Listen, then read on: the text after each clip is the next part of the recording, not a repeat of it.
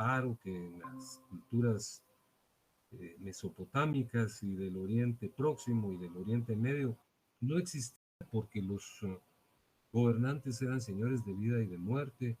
Señalamos cómo fue apareciendo en las culturas de la Edad Antigua europeas, ¿verdad?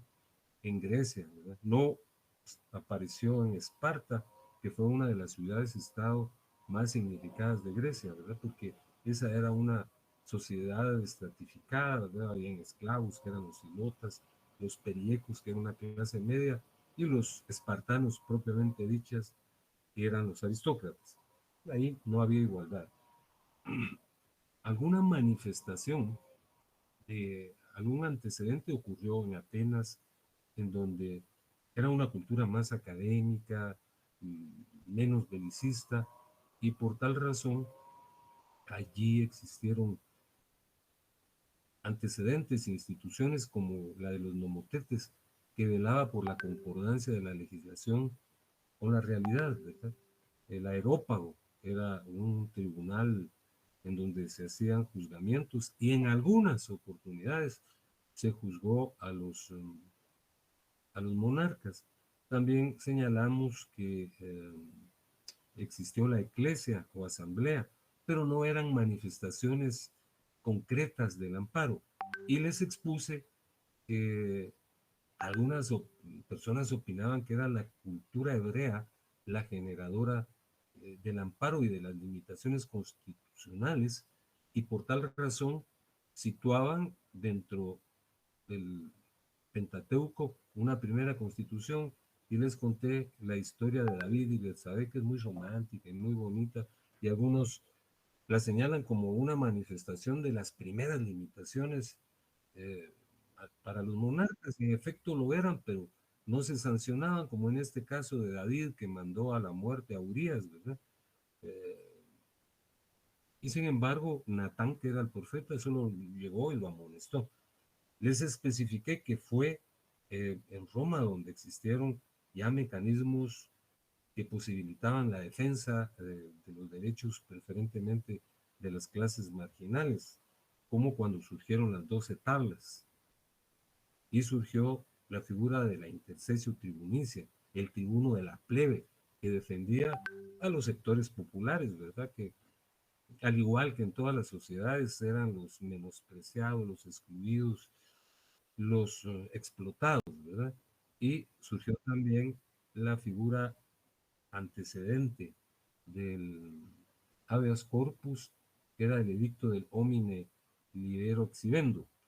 Hablamos también que en la Edad Media, precisamente en Aragón, hacia el siglo XII y principios del XIII, existió la figura del justicia, que era, algunos dicen, un antecedente de la figura del procurador de los derechos humanos, pero el procurador de los derechos humanos solo emite sanciones éticas, sanciones morales.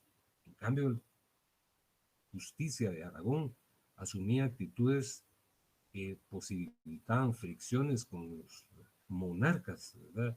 Y prevalecía el criterio de estas personas. Luego hablamos de 1679, el advenimiento del habeas corpus en Inglaterra, y les eh, concreté dos aspectos que parecieran ser, bueno, no parecieran ser, sino son los antecedentes más cercanos de lo que es el amparo. El Senado conservador de la época napoleónica, que les conté que tenía dos niveles de participación, uno a través de una institución que velaba por la libertad individual y el otro por la libertad de emisión del pensamiento. Y algunos, bueno, no algunos, varios, sobre todo profesores europeos, dicen, ese es el origen del amparo. Pero lo cierto del caso es que el amparo surgió en México en 1840 con la intervención de Manuel Crescencio Rejón, que era un abogado muy distinguido que formuló un proyecto de constitución para Yucatán. Ese es el origen del amparo. Pero ahora hablemos de manera breve de cómo surgió el amparo en Guatemala, y para ese efecto les presento el temario de esta noche, que es el siguiente.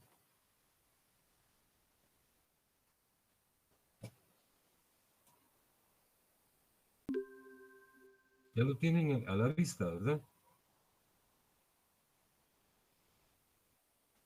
Sí, licenciada. Muy bien. Entonces vamos a hablar cómo surgió el amparo en Guatemala. Fíjense que en el semestre precedente en Derecho Constitucional fueron estudiadas las manifestaciones constitucionales que han regido a nuestra patria, ¿verdad? Hay dos en particular que nunca regularon la vida del país, pero que tuvieron vínculos históricos con Guatemala, que fue la Constitución de Bayona y la Constitución de Cádiz, ¿verdad? De 1806 y de 1812. Nunca llegaron a regir Guatemala y el detalle particular de esas dos constituciones fue que nuestra patria estuvo representada por don José Antonio Sea en la discusión que tuvo lugar cuando Pepe Botellas convocó a una asamblea nacional constituyente en Bayona, ¿verdad? Don Antonio Larrazábal, que era un prohombre, un personaje muy distinguido, era el arzobispo de Guatemala y nos representó en las Cortes de Cádiz. Esos son los detalles importantes de esas constituciones, pero repito, las mismas no tuvieron vigencia ni aplicación en nuestro país. La vida constitucional en Guatemala empieza con la independencia, ¿verdad? La independencia entre comillas, ¿verdad? Que fue un movimiento propiciado por los criollos para posibilitar que se sostuviese el statu quo y que los sectores de población populares continuaran siendo explotados porque en un principio éramos independientes y se continuaron aplicando las leyes españolas. Bueno, después de la Constitución tuvieron aplicación y vigencia dos textos. Recordemos que de inmediato del pronunciamiento del 15 de septiembre de 1821, llegamos a conformar una república federal, las 5 provincias unidas de Centroamérica, ¿verdad? Y hubo una constitución federal, la constitución de 1824. La República Federal de Centroamérica estaba constituida por Guatemala, El Salvador, Honduras, Nicaragua y Costa Rica, ¿no? Cada estado tenía su propia constitución y existía una constitución federal, al estilo de los Estados Unidos, ¿verdad? Que es una nación sustentada en un criterio federal, ¿verdad? Hay una constitución federal, pero también cada estado en ese país de Norteamérica tiene su propia constitución, pues lo mismo ocurría en esa época. Estábamos regidos por una constitución federal, que era la de 1824, y en 1825 el estado de Guatemala tuvo su propia constitución. Y fíjense que en esa constitución de 1825 se emitieron disposiciones muy interesantes, ¿verdad?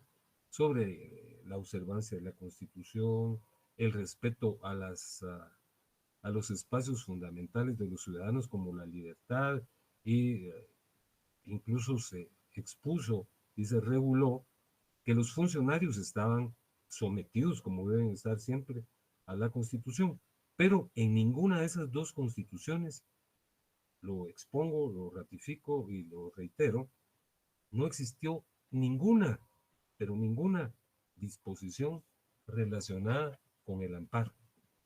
Se hacía una referencia en torno a el hecho de que se debía respetar la Constitución, pero bajo ningún punto de vista se creó el proceso constitucional de amparo.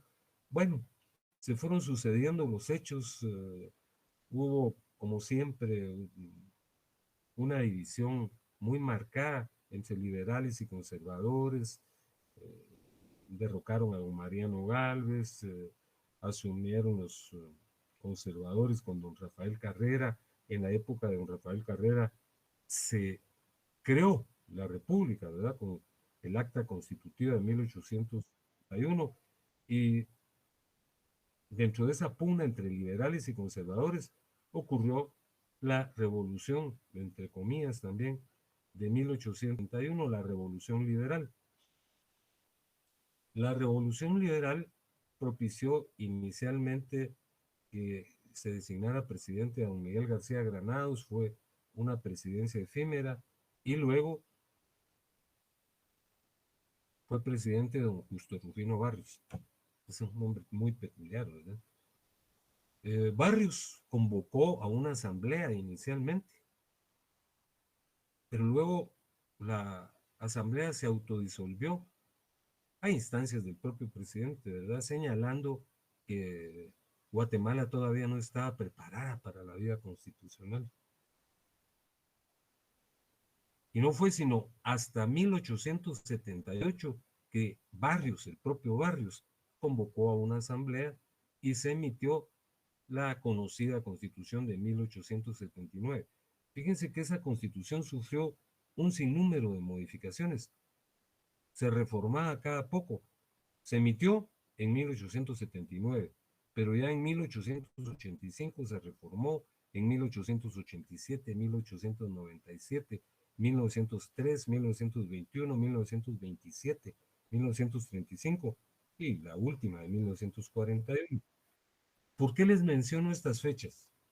Porque fíjense que en la quinta reforma de la Constitución de 1879, la que ocurrió en 1921, se reformaron los artículos 5, 7 y 8 de la Constitución.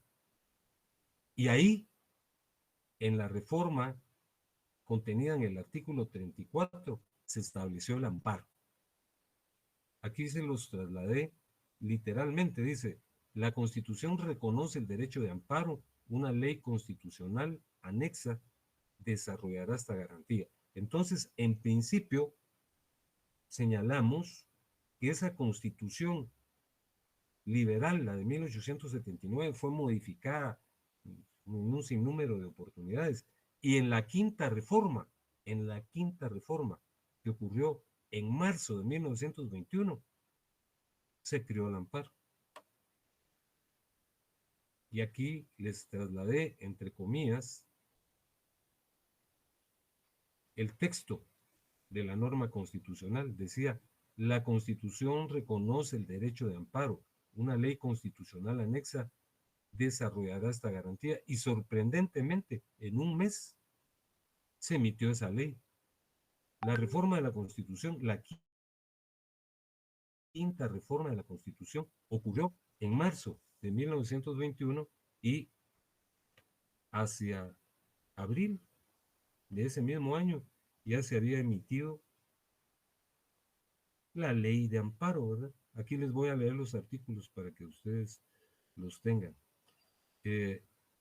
Decía el artículo primero, toda persona tiene derecho de pedir amparo en los casos y para los efectos siguientes. Inciso primero, para que se le mantenga o restituya en el goce de los derechos que la Constitución establece. Inciso segundo, para que en caso concreto se declare a petición del perjudicado que una ley, un reglamento, una disposición emanada de la autoridad no le es aplicable por ser inconstitucional. Artículo segundo, cuando el amparo tenga por objeto reclamar cualquiera órdenes, disposiciones o actos contra personas o su libertad, será requerido en forma de recurso de habeas corpus o exhibición personal. En el caso de que sean otros los derechos violados, el amparo procederá en forma de juicio sumarísimo. Este es el texto de esa reforma. Y lo importante, pues, es leerlo, ¿verdad? Pero conocer que fue en 1921, en marzo y en abril, que se emitió la ley respectiva, cuando apareció el amparo en Guatemala. Pero fíjense, aquí el artículo segundo no lo leí, decía, cuando el amparo tenga por objeto reclamar cualquier... Ah, bien, sí lo leí. Dos, pero fíjense que ocurrió algo que era propio de la época, ¿verdad? Una época dominada por militares, ¿verdad? Fíjense que la Unión Centroamericana, la República Federal Centroamericana se había disuelto, ¿no? Pero existía la pretensión que como ya se habían cumplido 100 años de la independencia, se restituyera la Unión Centroamericana. Y con ese motivo se emitió una constitución federal, ¿verdad? Pero fíjense que ocurrió que hubo un golpe de Estado. Fíjense que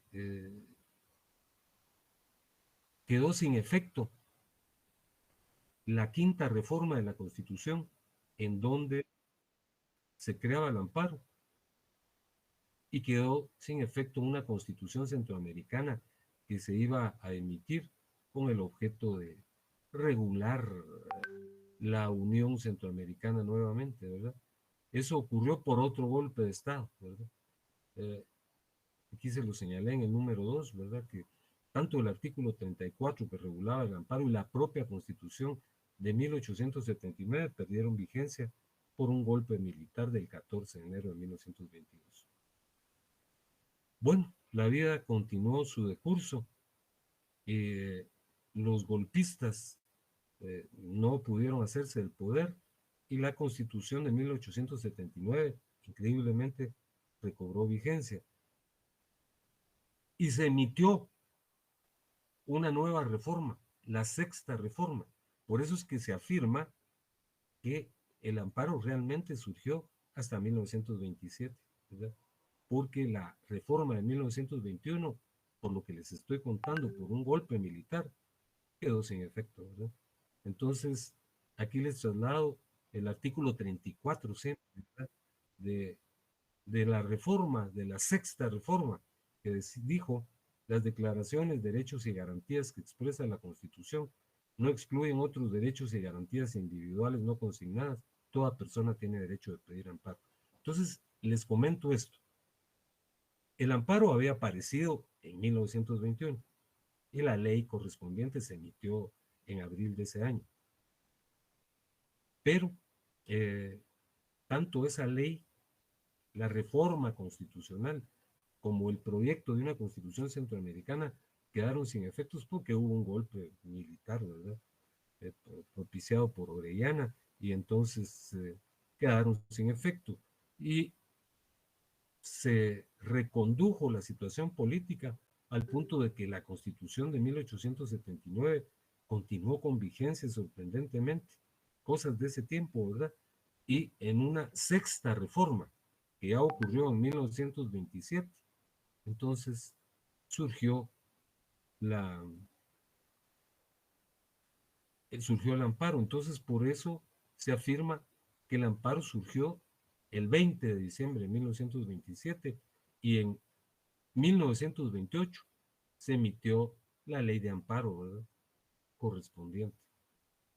Fíjense que esa constitución, Barrios, tuvo vigencia durante 2 siglos, no durante 200 años, ¿verdad? Porque se había emitido en 1879 y tuvo vigencia hasta 1944, hasta ya casi a la mitad del siglo XX. Todos sabemos que en octubre de 1944 ocurrió un suceso muy luminoso de la historia guatemalteca, ¿no? Se depuso una ominosa tiranía que era la de Jorge Ubico y se derogó la Constitución de 1879 y se emitió una nueva Carta Magna, ¿verdad? Y en esa Carta Magna de la época revolucionaria, el amparo continuó vigente. En el artículo 51 se mantuvo vigente. También sabemos que en 1944 el primer gobierno de la revolución fue el doctor Arévalo Bermejo, ¿verdad? Que es el papá de uno de los candidatos. Y luego le sucedió Jacobo Arbenz Guzmán. Pero Jacobo Arbenz Guzmán fue depuesto por una invasión propiciada por los Estados Unidos y por la oligarquía del país, ¿verdad? Y la Constitución de 1945, la Constitución revolucionaria, quedó derogada y se emitió en 1954, perdón, se emitió en 1954 una constitución material, sí, sí, perdón, vale, gracias. Se emitió el Estatuto Político de la República, ¿verdad? Que era una especie de constitución temporaria. Y ahí no se incluyó el amparo, pero se suponía que podía promoverse porque habían normativos internacionales, ¿verdad? Como la Declaración Universal y la Declaración Americana de los Derechos y Deberes del Hombre, que posibilitaban el uso del amparo, pero no se le dio trámite al amparo. Así es que durante esa época oscura de la historia guatemalteca, ¿verdad? Que surgió después del derrocamiento de Jacobo Arbenz, no existió el amparo, ¿verdad? Hasta que se emitió la Constitución de 1956. Ahí sí se reconoció el amparo en el artículo 79. Otro golpe de Estado, ¿verdad? Se eligió a Miguel Hidígoras Fuentes en 1958, pero después lo depuso su propio ministro de la Defensa, que era Enrique Peralta Zurdia, y él emite una nueva constitución, porque al principio gobernó de facto, ¿verdad? La constitución de 1965, que incluyó el amparo en el artículo 84, y se emitió una ley específica, que era el decreto número 8, la ley de amparo, habeas corpus y constitucionalidad, que empezó a regir en Guatemala en 1966. Fíjense que aquí les comento algo muy importante.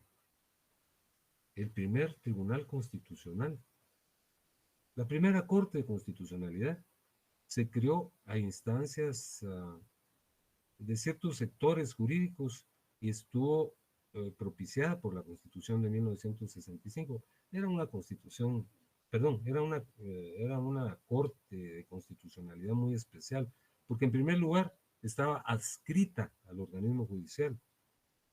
Era un tribunal que se reunía de manera eventual, no era permanente, ¿verdad? Y lo conformaban algunos magistrados de la Corte Suprema de Justicia y magistrados de las salas de apelaciones, ¿verdad? Y se les señala que muchas veces se promovían paros contra la propia Corte y los magistrados señalados integraban el Tribunal Constitucional, ¿verdad? Pero valga el señalamiento de que esa fue la primera Corte de Constitucionalidad.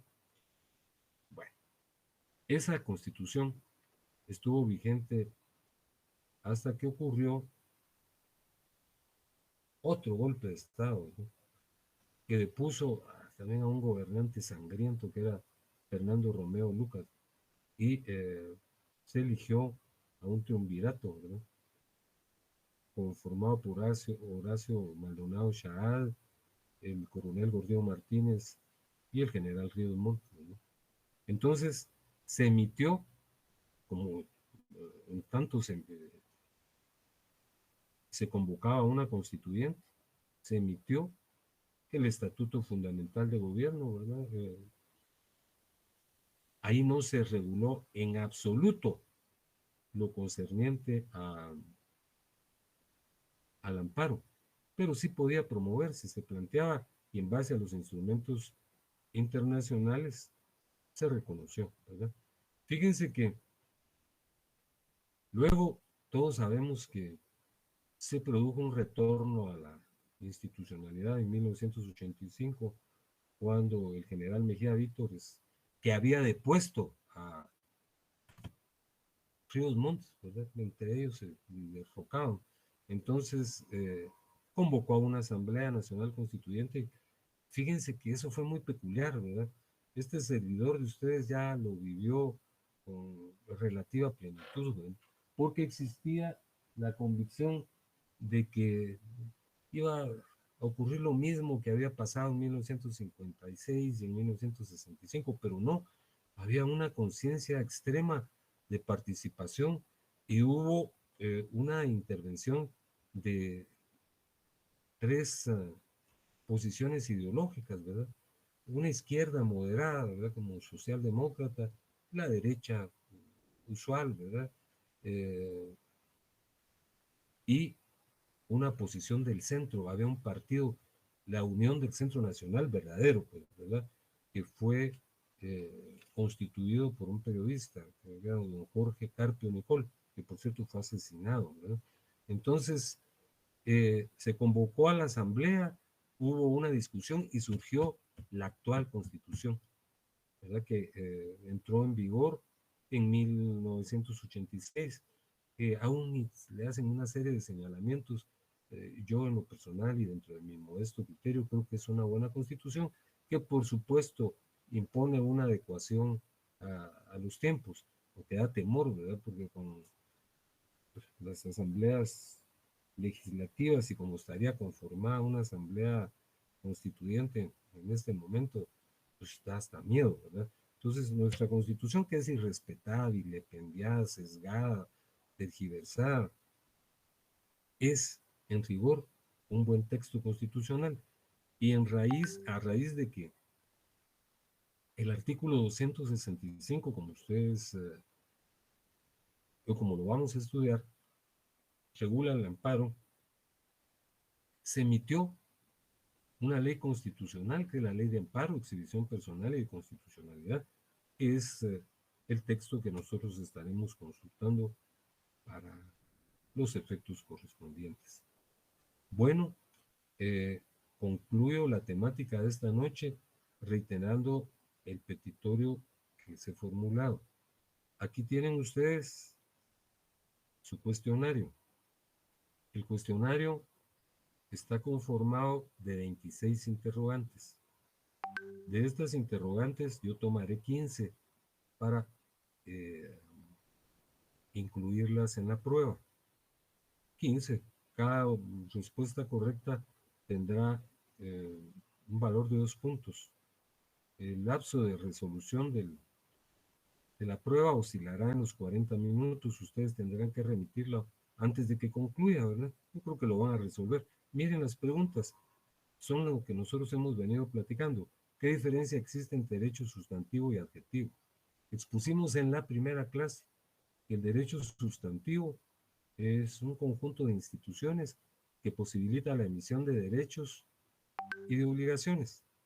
Y el derecho adjetivo es el que genera la dinámica para hacer efectivos esos derechos y esas obligaciones.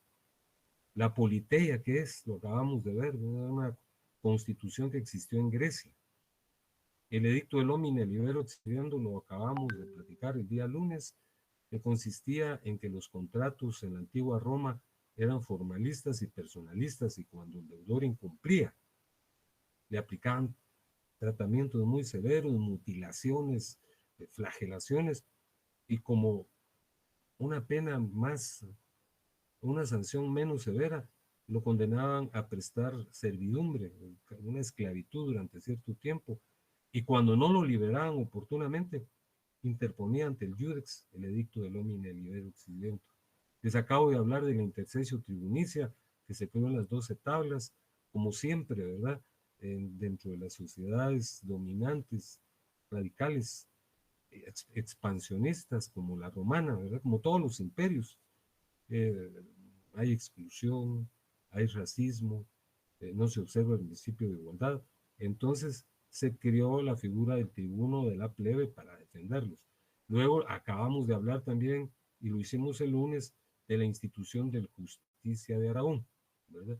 Que existió en España y que les dije que algunos consideraban que era un antecesor del Procurador de los Derechos Humanos, solo que este funcionario sí ejercía medidas que rebasaban la condena moral o ética que hace ahora simplemente el procurador.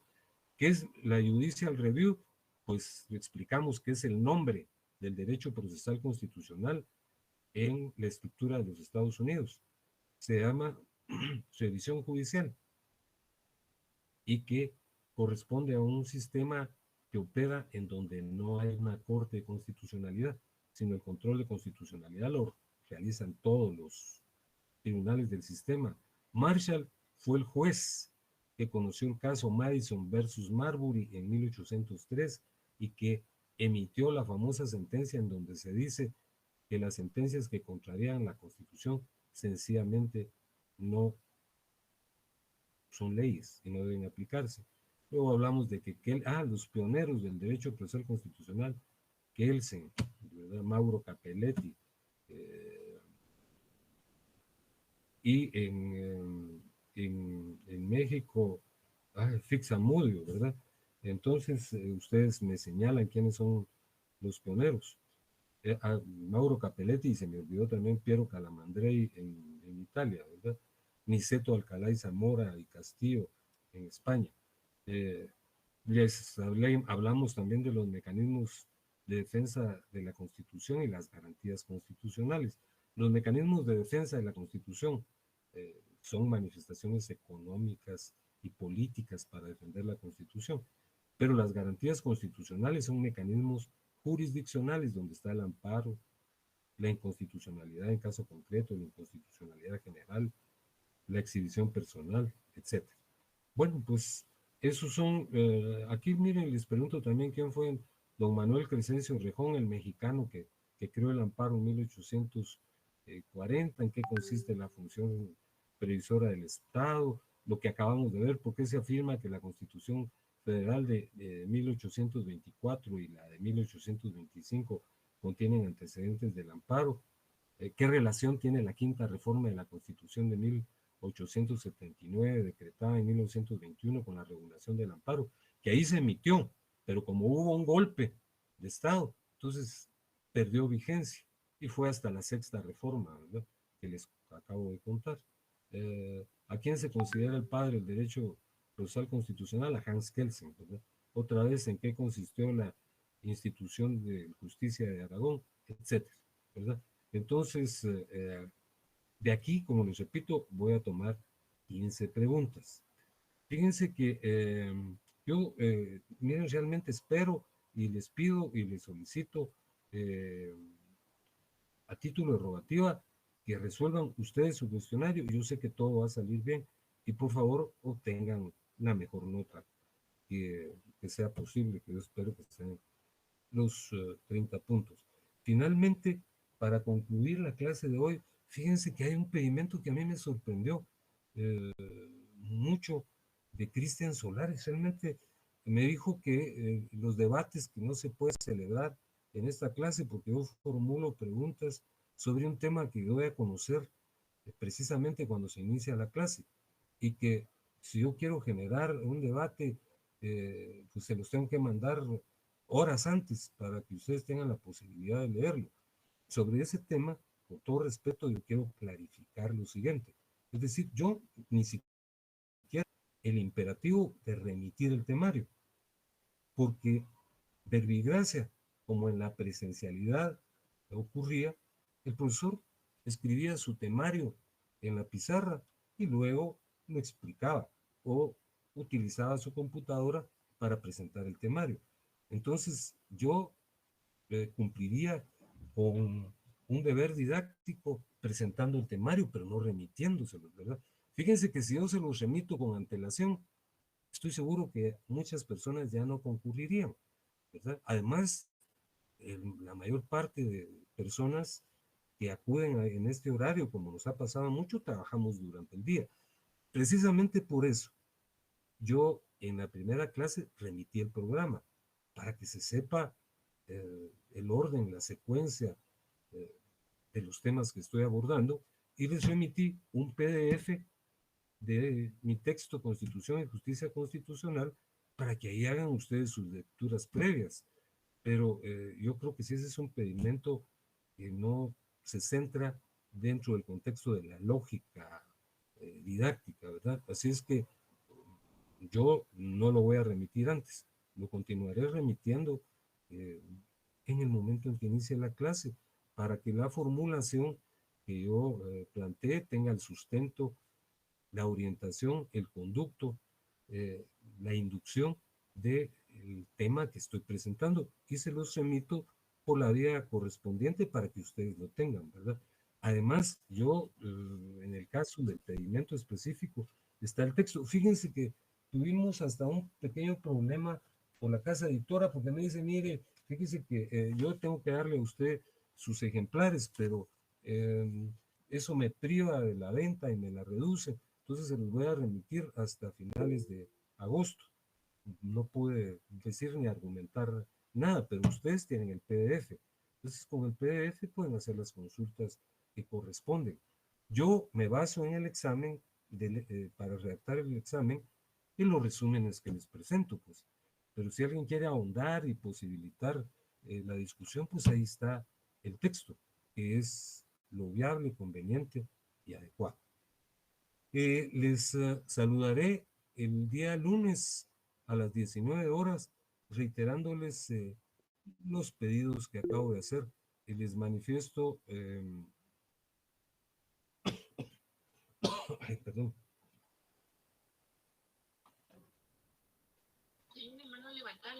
Darío López. Ah, sí, es el licenciado Darío López. Licenciado. Perdón, buenas noches, Lick. Perdona, yo estaba oyendo todo lo que nos está diciendo. Y en efecto, Lick, perdone, y yo apoyo su didáctica. La verdad que se le agradece porque usted entiende toda la situación que uno vive para poder estar, aunque sea por este medio, recibiendo clases. En lo que concierne a lo que usted está haciendo con los cuestionarios, para mí me parece una didáctica muy buena, sinceramente, porque usted expone la esencia, pero la responsabilidad de llegar a la profundidad de los temas es de nosotros. Entonces, no sé quién sea el alumno o el compañero que le pidió o le está indicando cosas, pero realmente es responsabilidad de él aprender. O sea, la verdad que ustedes como catedráticos cumplen con el hecho de llegar a los temas y usted encima de todo, para mi criterio, explica muy bien. Y, o sea, nos lleva más allá de la esencia. Y ahí está su libro y ahí tiene que haber más bibliografías y como en el programa lo expone, ¿verdad? Pero no podemos tampoco hacer que regalarle todo, y para mí regalarle todo, que usted le envíe un temario antes de tiempo, pues, porque la responsabilidad de leer es de él, mi criterio. Y lo apoyo, Lick, y no hay pena. Para mí me parece muy bien como usted expone. En serio. Muchas gracias, licenciado. Es usted muy fino. Pues mi ánimo no es generar ninguna fricción ni polémica, ¿verdad? Sino quiero aclarar que yo seguiré presentando el temario al inicio de la clase, pues. Pues doy por concluida la exposición de esta noche. Les deseo lo mejor, que resuelvan su cuestionario, y si hubiera todavía alguna dubitación, pues por la vía que nos comunicamos, esperaré las interrogantes, porque ya el examen es el lunes, pero hasta minutos antes podemos resolver cualquier duda, aunque creo yo que dándole lectura a los resúmenes que han sido presentados, no habrá ningún problema. Que tengan ustedes muy buena noche y que descansen. Gracias, licenciado. Buenas noches. Buenas noches, licenciado. Gracias por todo. Buenas noches, licenciado. Buenas noches, licenciado. Feliz noche. Muy buenas noches. Gracias, Lick. Buenas noches.